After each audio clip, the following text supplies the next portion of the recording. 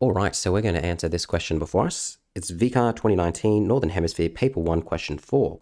The diagram below shows the result of a chess competition between four players, Asher, Bay, Cam, and Drika. Each competitor played each other only once. The arrows in the diagram represent the winner of each match. For example, the arrow from A to C shows that Asher defeated Cam. So if we go to Asher to Cam, do you see how we've got an arrow going from Asher to Cam? Well, that tells us that Asher defeated Cam. So the direction of the arrow tells me who won. We need to construct a matrix that represents the winners of each match. Labeling here is very important. Now, let's talk about how we would do this. We need to make sure that we know which side is the winner and which side is the loser. So that means I'm going to make winner here. Whoa, that's not how you spell winner. I'm going to make winner here. I'm going to make the losers up the top. Then I'm going to go, all right, I have A, B, C, D. And up here, space these out, make it nice. A, B, C, D. Got that. A, B, C, D. We've got that. Like that. Okay. And now you might be thinking to yourself, did the winners have to go here? Did the losers have to go here? And did I have to go A, B, C, D? And you could have swapped everything around. But the reason why I didn't is because in the exam, see how this question is adapted? Is because this question was initially a multiple choice question. And you see how the winner is always put here? And the loser is always put up the top.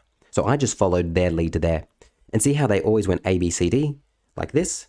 So that's why I did the same as well. So we're trying to work within the limitations that the multiple choice had given us. Now, obviously, we're not doing multiple choice. We're just constructing it ourselves. So if we wanted to, we could have swapped these around. We could have made the order different. So all of those were options to us. But also, you've got to recognize in an exam, you've got to work within the limitations of the multiple choice options you've been given. Very important. Okay.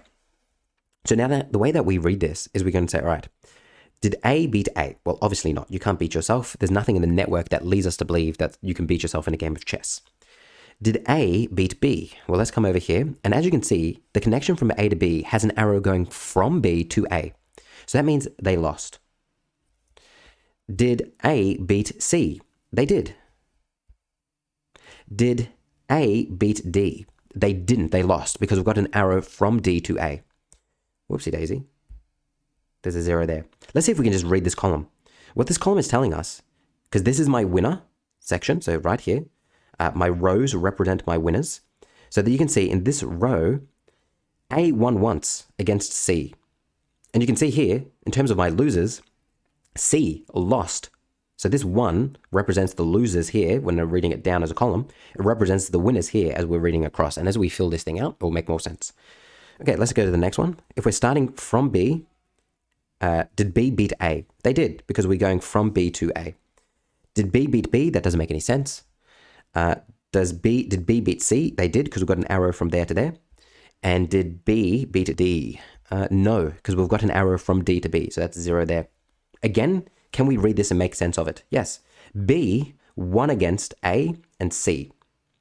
And then all of a sudden, we can nearly start reading more of the columns here, but we'll read more of that a bit later on. Let's go to C. Did C beat A? No, it lost. Did C beat B? And actually, for this one, can I show you sometimes a quicker way to do this? Look at C. See how all the arrows are coming to C? That means it lost all its matches, didn't it? It lost all its matches. So that means 0, 0, 0, 0. And CC, it can't win to itself.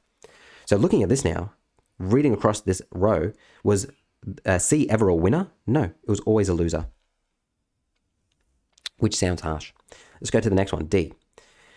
We can come to D and we can do something similar. We can look at D and you see how the arrows are always pointing away from D. That means it won all its matches. 1, 1, 1. But obviously you can't beat yourself in a game. Now we can start really reading what this thing is telling us. Do you see here, this is telling me that D won all its matches because it's got a 1, 1, 1. So that means we can come over here. Let's come here. Let's grab the correct color. And let's say Drika won all games. What else can we say? You could say, well, did Cam win all his games? Well, hopefully you can see here. And actually, before we go on to that, can I go back to Drika for a second? Sorry, I want to go back to Drika. Do you see how Drika has a 1-1-1 there, which means he won all his matches except for the match against himself? If you go to the loser column, do you see how Drika has zeros all here? What does that mean? It means that Drika was never a loser. Always a winner, never a loser, just like me. Then we come to the next one. We come over here. Who was always a loser? Well, you look here.